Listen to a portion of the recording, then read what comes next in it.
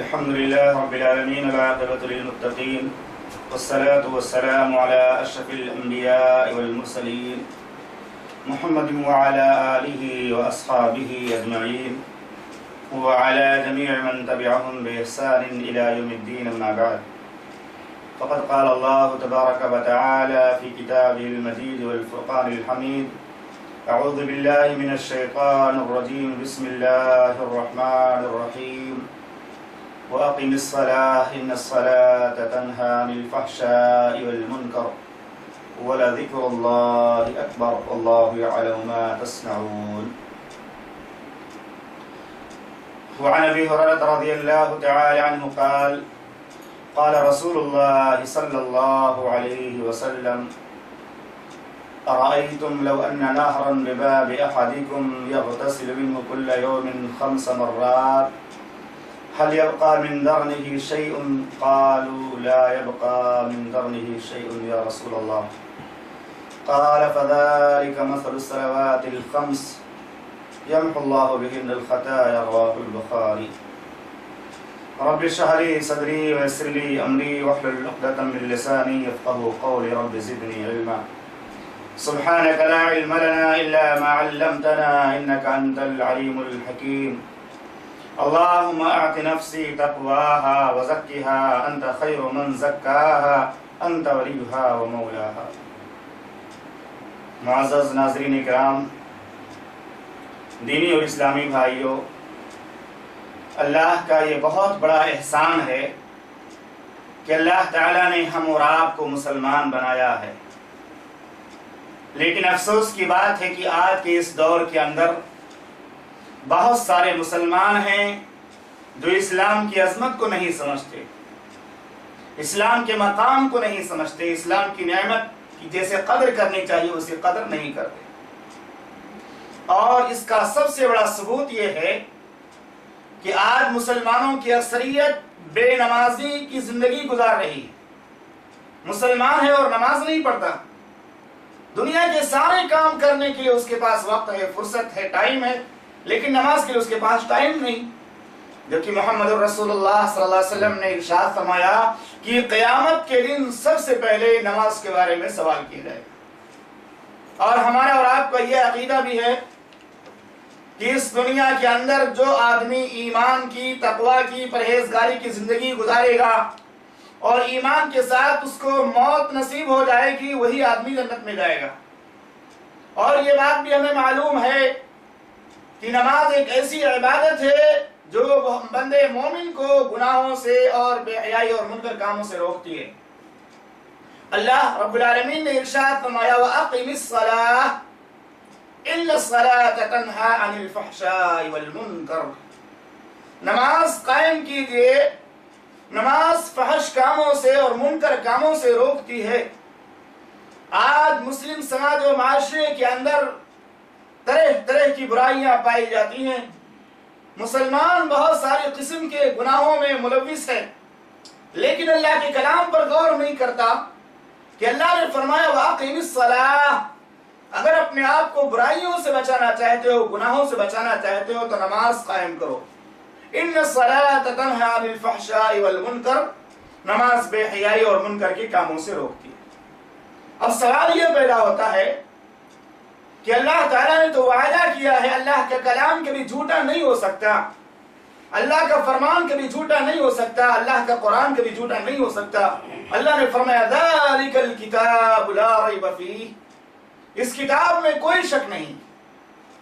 لیکن اس کے باوجود ہم دیکھتے ہیں کچھ مسلمان ایسے ہیں جو نماز بھی پڑھتے ہیں لیکن نماز پڑھنے کے باوجود برائیوں سے نہیں بچتے، نماز پڑھنے کے باوجود منکر کاموں سے بچنے کی ان کو توفیق نہیں ملتی.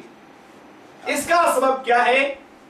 اس کا ریزن کیا ہے کہ آدمی نماز تو پڑھ رہا ہے لیکن برائی سے نہیں بچتا؟ اس کا سبب یہ ہے کہ ہم نے جس طرح اللہ نے حکم دیا تھا نماز پڑھنے کا، اس طرح ہم نے نماز نہیں پڑھی. اللہ نے کیا فرمایا تھا؟ وَأَقِمِ الصَّلَاةَ. اللہ نے نہیں کہا نماز پڑھو، نماز جو ہے منکر کاموں سے روکتی ہے، بلکہ کیا کہا؟ وَأَقِمِ الصَّلَاةَ. نماز کو قائم کرو، نماز کو قائم کرو. قائم کا معنی ہوتا ہے کنٹینیو نماز پڑھنا، پابندی کے ساتھ پڑھنا، جماعت کے ساتھ ادا کرنا. ورنہ اللہ تعالیٰ نے فرمایا فویل للمصلین، نمازیوں کے لیے ویل ہے، جہنم کی وادی ہے، جہنم کا گڑھا ہے. مفسرین نے فرمایا ویل جہنم کا ایک ایسا طبقہ ہے کہ اس کے اندر اگر دنیا کے سارے پہاڑوں کو ڈال دیا جائے تو تھوڑی ہی دیر میں سب پانی ہو جائیں گے نکل کر کے. اللہ اکبر. تو میں نے بتایا کہ نماز پڑھنے کے باوجود بھی جو لوگ برائیوں سے نہیں بچتے انہیں اپنے نمازوں پہ غور کرنا چاہیے کہ وہ نماز پڑھتے ہیں یا نماز قائم کرتے ہیں. اللہ تعالیٰ نے قرآن مجید میں جہاں جہاں بھی نماز پڑھنے والوں کو جنت کی بشارت سنائی ہے، جنت کی خوشخبری سنائی ہے، وہاں فرمایا والذین هم علی صلاتهم یحافظون والذین هم علی صلاتهم دائمون. وہ لوگ جو نمازوں پہ مداومت کرتے ہیں، ہمیشگی برتتے ہیں، وہ لوگ جو نمازوں کو قائم کرتے ہیں، وہ لوگ جو نمازوں پر جو ہے جمے رہتے ہیں، یقیمون الصلاۃ، نماز کو قائم کرتے ہیں. تو یہ بات واضح ہو گئی کہ جو لوگ نماز پڑھتے ہیں، نماز پڑھنے کے باوجود بھی برائیوں سے نہیں بچتے، گناہوں سے نہیں بچتے، اس کا سبب یہ ہے کہ یا تو وہ نماز کو قائم نہیں کرتے ہیں، نماز تو پڑھتے ہیں لیکن ٹائم کا لحاظ نہیں کرتے، یا وہ سنت کے مطابق نماز نہیں پڑھتے جس طرح سے محمد رسول اللہ صلی اللہ علیہ وسلم نے نماز کا طریقہ بتایا. اب یہیں سے بات بھی واضح ہو جاتی ہے کہ اگر ہم ایسی نماز پڑھتے رہے اور اس نماز کے ذریعہ ہم گناہوں سے نہیں بچ سکتے، برائیوں سے نہیں بچ سکتے، تو ایسے نماز کی کوئی اہمیت اللہ کی نظر میں نہیں ہے. اللہ نے فرما دیا فویل للمصلین اضاعوا الصلاۃ واتبعوا الشہوات. لوگوں نے نماز کو ضائع کر دیا، خواہشات کے پیچھے پڑ گئے. اللہ. اب یہیں سے ہمیں یہ سمجھنا ہے کہ آخر یہ مسلمان چاہے وہ نماز پڑھنے والا ہو لیکن نماز قائم کرنے والا نہ ہو، نماز پڑھتا ہے لیکن نماز قائم نہیں کرتا، یا وہ مسلمان جو نماز ہی نہیں پڑھتا، دونوں میں کھوٹ ہے.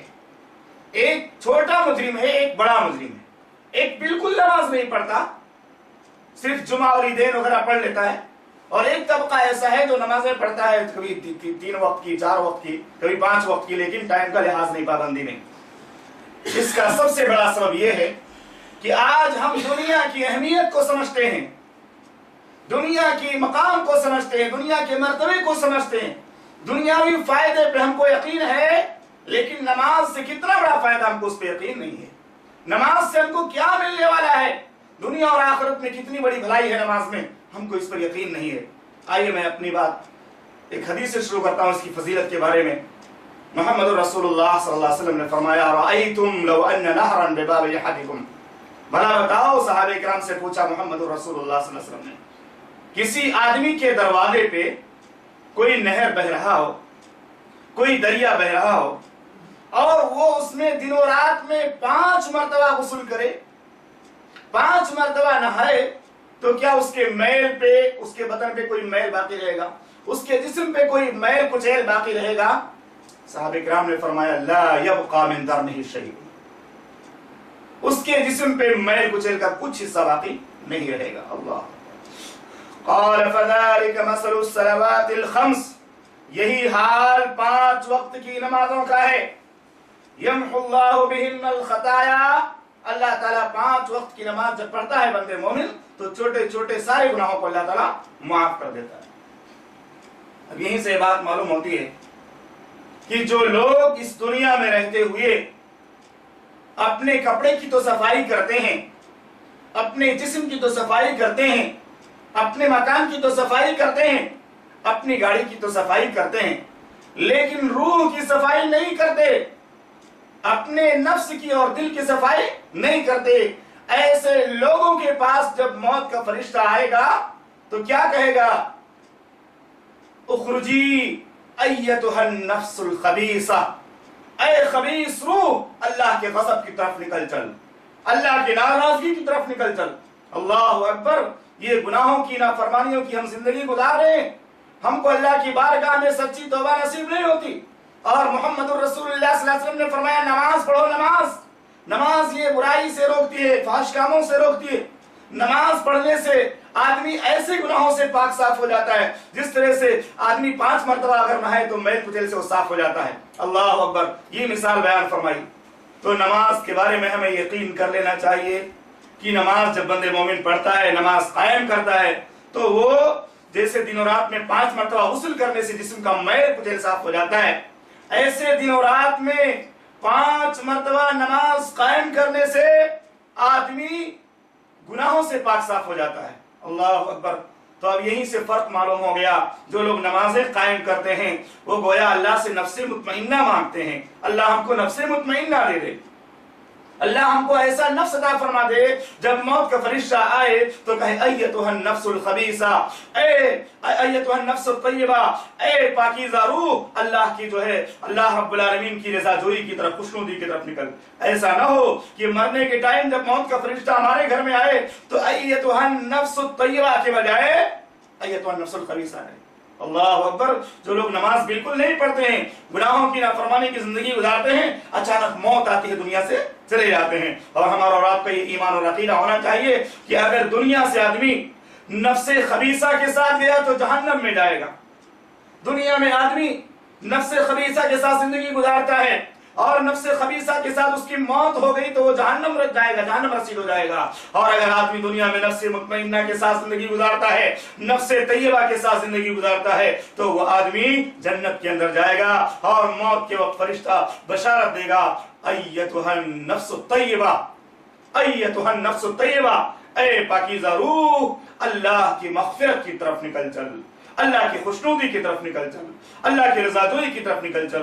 تو میں آپ کو بتانا چاہتا ہوں کہ جس طرح ہم اور آپ اپنے کپڑے کو صاف کرتے رہتے ہیں، اپنے جسم کو صاف کرتے رہتے ہیں، اپنے مکان کو صاف کرتے رہتے ہیں، اپنی گاڑی کو صاف کرتے رہتے ہیں، اسی طرح ہمیں اپنی روح کو بھی صاف کرتے رہنا چاہیے اور ہمیشہ اپنے دل کو جو ہے ایمان کے نور سے منور رکھنا چاہیے۔ ہم کو کبھی موت آ سکتی ہے، کسی بھی وقت آ سکتی ہے، ہم کو اس کا پتہ بھی نہیں ہے۔ اس لیے ہمیں اور آپ کو چاہیے کہ ہم نماز اسی طرح پڑھیں جس طرح محمد رسول اللہ صلی اللہ علیہ وسلم نے پڑھنے کا حکم فرمایا، نماز اسی طرح قائم کریں جس طرح محمد رسول اللہ صلی اللہ علیہ وسلم نے نماز قائم کرنے کا حکم فرمایا۔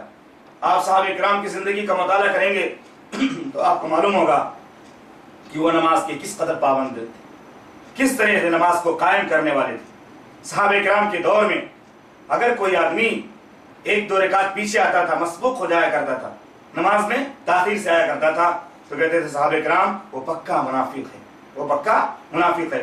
ایک حدیث میں بیان کر کے اپنی بات کو سمیٹتا ہوں، جس کے راوی عبداللہ بن مسعود رضی اللہ تعالی عنہ نے وہ بیان کرتے ہیں، من سرہ ان یلقى اللہ غدا مسلما فلیحافظ علی ہؤلاء الصلوات۔ بے نمازیوں کے لیے اس میں کتنا بڑا سبق ہے۔ اس حدیث کے اندر محمد رسول اللہ صلی اللہ علیہ وسلم نے فرمایا، جسے یہ بات پسند ہو کہ اللہ سے جب قیامت کے دن ملاقات کرے تو مسلمان ہونے کی حالت میں ملاقات کرے۔ اللہ اکبر، اللہ اکبر۔ نماز کی کتنی بڑی فضیلت ہے کہ جو لوگ نماز قائم کرتے ہیں، نماز پڑھتے ہیں، وہ جب اللہ سے ملاقات کریں گے تو مسلمان ہونے کی حالت میں ملاقات کریں گے۔ جو لوگ بے نمازی ہیں ان کے بارے میں کوئی گارنٹی نہیں، بے نمازیوں کے بارے میں کوئی گارنٹی نہیں۔ اللہ کے نبی صلی اللہ علیہ وسلم نے فرمایا، من سرہ ان یلقى اللہ غدا مسلما، جسے یہ بات اچھی لگے، خوش کرے یہ بات اس کو کہ وہ اللہ سے جب ملاقات کرے قیامت کے دن تو اسلام کی حالت میں ملاقات کرے، مسلمان ہونے کی حالت میں ملاقات کرے، تو کیا کرنا چاہیے؟ فَلْيُحَافِظْ عَلَىٰ هَٰؤُلَاءِ الصَّلَوَاتِ حَيْثُ يُنَادَىٰ بِهِنَّ،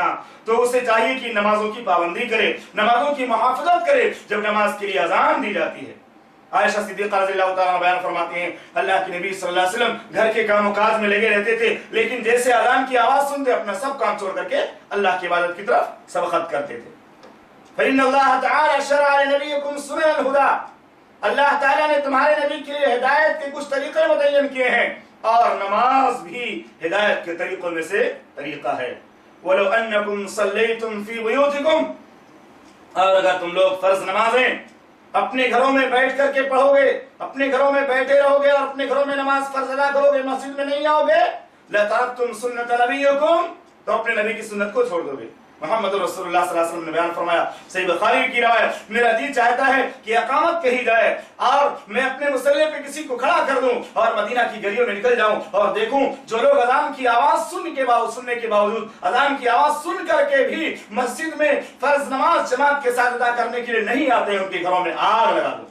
لیکن ان گھروں میں کچھ بچے ہیں جو نماز کے جو ہے ان پر نماز فرض نہیں ہے، کچھ عورتیں ہیں جو عذر کی وجہ سے नमाज नहीं पढ़ती हैं या उन पर नमाज जो है फर्ज नहीं है जमात के साथ हाजिर होना। अल्लाह अकबर, ये मोहम्मद रसूलुल्लाह सल्लल्लाहु अलैहि वसल्लम ने फरमाया। साहब रसूल बयान करते हैं वमा यतखल्लफु अन्हा इल्ला मुनाफिकुन मालूमुन निफाक। अल्लाह के नबी सल्लल्लाहु अलैहि वसल्लम के दौर में जो आदमी नमाज से पीछे रहता था उसको मुनाफिक लोग कहा करते थे। आज अक्सर नमाज पढ़ने वालों की हालत यही है, नमाज से पीछे रहते हैं। और उसके बाद फरमाते हैं और हमने देखा कि एक आदमी जो चलने की ताकत नहीं रखता था, मस्जिद चल करके नहीं जा सकता था, वो अपने दो भाइयों का सहारा लेता था। एक हाथ अपना एक भाई के कंधे पे रखता था, दूसरा हाथ दूसरे भाई के कंधे पे रखता था। उसके पैर जमीन में घिसटते थे और कहता था मुझे मस्जिद ले चलो, मुझे मस्जिद ले चलो। अल्लाह अकबर, इस हदीस से भी ये बात साबित हो गई कि अगर हम और आप चाहते हैं कि अल्लाह ताला से जब मुलाकात करें तो मुसलमान होने की हालत में मुलाकात करें, तो हमें नमाज की मुहाफजत करना चाहिए, नमाज की पाबंदी करना चाहिए। नमाज की पाबंदी किए बगैर इस दुनिया में रहने का कोई फायदा नहीं है। अल्लाह ने फरमाया वमा खलक़तुल जिन्ना वल इंसा इल्ला लियअबुदून। हमने इंसानों को और हमने जिनों को इस दुनिया में इसलिए पैदा किया ताकि वो अल्लाह की इबादत करें। लियअबुदून, मेरी इबादत करें, अल्लाह रब्बुल आलमीन की इबादत करें। तो हमें रात को नमाज का मकाम मर्तबा, नमाज की अहमियत और नमाज की फजीलत को समझना चाहिए। और जो लोग बेनमाजी की जिंदगी गुजार रहे हैं उन्हें ये तंबीह करनी चाहिए, नसीहत करनी चाहिए कि मुसलमान हो, मुसलमान पर नमाज पढ़ना फर्ज और वाजिब और जरूरी है। जो लोग भी बेनमाजी होने की हालत में मर जाते हैं उनका क्या होता होगा कब्र के अंदर, और उनका क्या होगा मैदान महशर में, उनका क्या होगा क़यामत के दिन। अल्लाह के नबी सल्लल्लाहु अलैहि वसल्लम ने फरमाया जो लोग नमाज नहीं पढ़ते हैं, नमाजों की मुहाफ़ज़त नहीं करते हैं, वो हामान के साथ और इसी तरह से कारून के साथ और इस तरह से दूसरे जो है जालिमों के साथ उनका हश्र किया जाएगा। अल्लाह अकबर। अल्लाह ताला से दुआ है कि अल्लाह रब्बुल आलमीन हम तमाम मुसलमानों को नमाजों की अहमियत और उनकी मकाम मर्तबे को समझने की तौफीक अता फरमा। अल्लाह जो लोग नमाज पढ़ते हैं उन्हें नमाज को कायम करने की तौफीक अता फरमा, जिस तरह मोहम्मद रसूलुल्लाह सल्लल्लाहु अलैहि वसल्लम ने नमाजों को कायम करने का हुक्म दिया है। और जो लोग नमाज से गाफिल हैं, बिल्कुल बेनमाजी की जिंदगी गुजार रहे हैं, है रब्बुल आलमीन तो उन्हें नमाज को कायम करने की तौफीक अता फरमा, उनके दिलों में नमाज का मकाम मर्तबा पैदा फरमा, उन्हें नमाजों से मोहब्बत करने की तौफीक अता फरमा। या रब्बुल आलमीन हम सब गुनहगार हैं, हम सब खताकार हैं, हम तेरे बंदे हैं। ऐ अल्लाह हम तुझसे दुआ करते हैं रब्बुल आलमीन आज तक की जिंदगियों में हमसे जो भी गुनाह हुआ है सबको तू माफ कर दे, अब तक हमसे जो भी गलतियां हुई सबको दरगुजर फरमा। ऐ अल्लाह हमने जो भी नमाजें पढ़ी हैं, जो भी रोजे सदकात और खैरात जो भी हमने किए हैं, ऐ अल्लाह तो अपनी रहमत से हमारी तमाम नेकियों को कबूल फरमा, तमाम अमाल सालिह को शर्फ कबूलियत से नवाज दे। ऐ रब्बुल आलमीन हम तेरी रहमत के भिखारी हैं तो हम पर रहम फरमा, तेरी मग़फ़िरत के भिखारी हैं हमारे गुनाहों को माफ कर दे, बख्श दे और हमें जब तक इस दुनिया के अंदर जिंदा रख। रब्बुल आलमीन हमें मोहम्मद रसूलुल्लाह सल्लल्लाहु अलैहि वसल्लम के उस्वे हसना के मुताबिक जिंदगी गुजारने की तौफीक अता फरमा और हम सबको ईमान के साथ मौत नसीब फरमा। आमीन। अस्सलामु अलैकुम व रहमतुल्लाहि व बरकातहू।